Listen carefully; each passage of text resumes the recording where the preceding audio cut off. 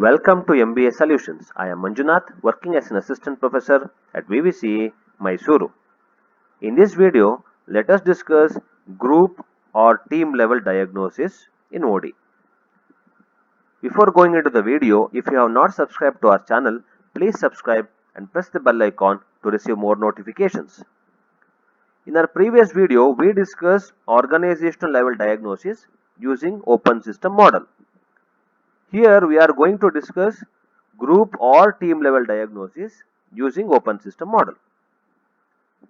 So in open system model, we always have external environment and we always think external environment influence the organization or the teams in the organization in a more profound way. And external environment are not in the control of the organization. For example, political environment, legal environment, economical environment, like this, it will not be in the control of the organization, and because of that environment, internal environment of the organization also gets affected. So in turn it affects teams and groups also. So to understand how teams and groups work, we have to diagnose, or OD practitioner has to diagnose teams and groups in the organization. And as we all know, this open system model will always have input, process, output. So when it comes to teams, what are the inputs? Organizational or team design, team structure. That means who is the leader of the team, how team has been structured, what are the skill sets, competencies the team members have, whether these skill sets are complementary skill sets. That means whether each and every skill will help other person, whether this is an interdependent team. So each and every, for example, in a cricket match, if you have all batsmen, 11 batsmen, then who will start bowling, who will start keeping? So you should have complementary skills. There should be batsmen, there should be bowlers, there should be fielders, there should be all-rounders. So all these complement each other's performance. So that is how teams has to be designed. Teams has to be structured. That is one thing. Coming to process.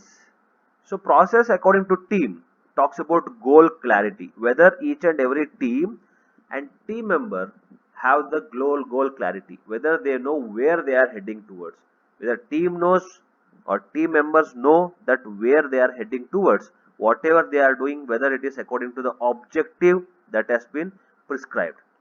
For example, in a cricket match, everybody's goal is to win the match, and it should be very clear. So each and every goal of any team should be very clear to each and every member in the team. So that is one important thing. If it is not clear, we have to make it clear. Task structure, how tasks are divided, how tasks are structured. So that is very important. For example, in any cricket match, batsman will bat, but if batsman did not bat properly, then the task will be of winning the match will be towards the bowler, because bowler has to bowl in such a way that they restrict the opponents within the score that this team has made. So task structure will change based on different dimensions of performance or work, based on different days, based on different situations. So task structure has to be very well defined in a proper way. If somebody does not do, then who else has to take the responsibility? That also has to be mentioned in any team. Then group or team composition. Composition, which we discussed already, what kind of members are there in the team, whether they are all team players, whether they understand team dynamics, whether they have complementary skills, whether they are afraid of being a team member or they are happy being a team member, they are gelling well with the team members or not. So all these has to be checked before we understand the diagnosis. Maybe for example, how these people work together, what is their relationship among themselves. So all these has to be checked. How each and every individual's interpersonal relationship is there in the team. All this has to be checked. Then group norms. What kind of norms group have? How conflict will be resolved? Who makes the decision? How decision making happens? Whether it happens through only one person or all the members in the team contribute. So all these are very important to understand how teams perform in the organization. Then team functioning, how this team functions.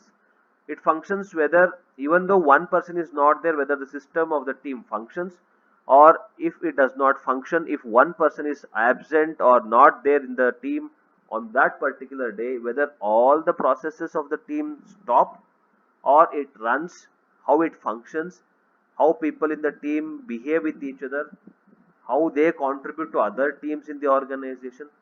So all these has to be checked. And please understand here also, as we discussed in the previous videos, input, that means team structure and team design, members in the team, their skills, their competencies. Skills may be anything: interpersonal skills, decision making, problem solving, conflict resolution skills, anything. All these will have an impact on process also, because if team has very skilled and competent workforce, then automatically clearer goals will be there, task can be structured very proper way, and if one is not there, other person will function on behalf of him, and they will have a very good mechanism of solving conflicts, and team also has been composited very well. Then it leads to the output, that is team effectiveness, how teams perform, how teams achieve goals and objectives which has been prescribed. So this is how diagnosis happen. Now when OD practitioner diagnose any team, he will check what is the input, what kind of people are there in the team. When I say what kind of people, what kind of competencies they possess, how they interact with others, how they behave, what is their conduct, what is their culture, what is their value system, and each and every member's value system is same or different. Then he sees the process, how goal clarity has been established, how they structure the tasks, how team has composed, what is the norm that they follow in the team, and what functioning will happen, how team functions. Then team effectiveness can be checked, whether it is doing well or not. And finally, based on the team effectiveness and based on the output, we take feedback. We see whether team is not performing well, then we see where we went wrong, whether it is input, that means the structure of the team is not proper, or process, that there is no goal clarity or task structure, something which is hindering the team to perform in a better way. This is how diagnosis of team or group level happens in a OD. Thank you very much for watching the video.